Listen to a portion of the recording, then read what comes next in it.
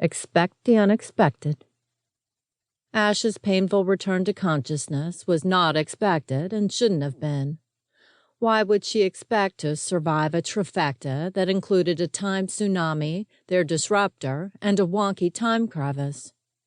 Unless she hadn't survived. Lurch.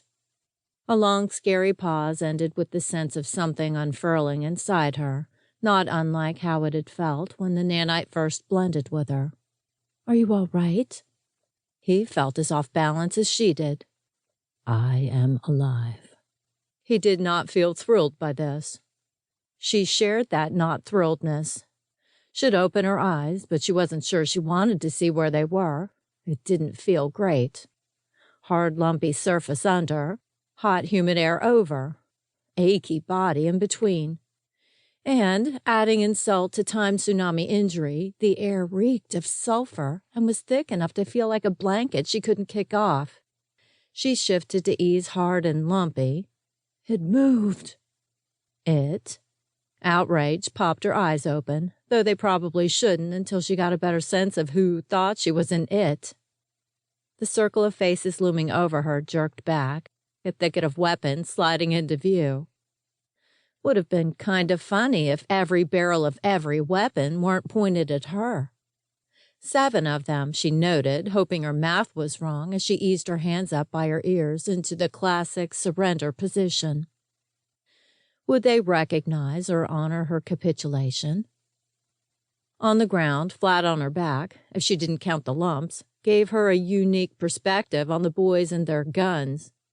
The weapons appeared high-tech, an interesting contrast with their rustic garb. The boys were all young, square and stocky in build, kind of what she'd imagined dwarfs would be like, except they were too tall and had better noses. Dopey, sleepy, sneezy.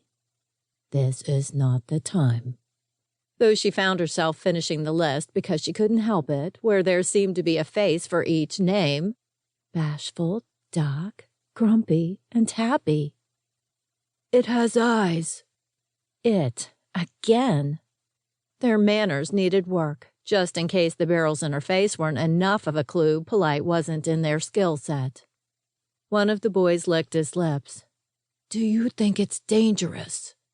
His hand tightened on his weapon, the finger on the trigger, twitching in a way she couldn't like. Sucked to be called an it, though getting shot while being called an it would be worse. Getting shot is worse than most things. True. She'd picked a bad time to wake up. My shields? Offline. Great. Indeed. I do not know. The voice, calm and familiar, came from the region of her head. Is that who I think it is? Ashe did not mind the distraction from maybe getting shot by Dopey, and she'd rather hope to run into him again. Vidor Shan. Lurch sounded less than thrilled, not a surprise.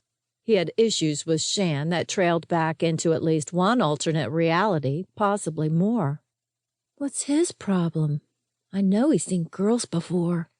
You are wearing the time service uniform. Oh. If her shields were offline, then so was her camo, which meant she looked shiny silver from head to toe. The suit's compression factor made her a sexless humanoid with eyes. Crap. On a cracker.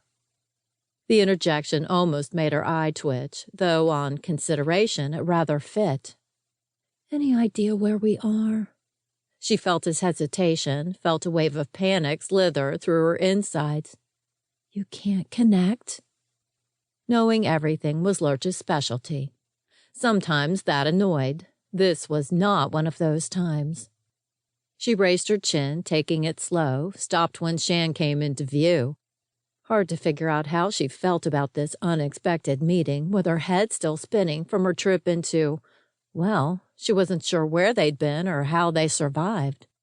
She had no sense that Lurch's databases had updated with current time data, which they should have as soon as they reintegrated with real time. Shan looked subtly different from their last meeting, which indicated the lack of update wasn't because nothing had changed.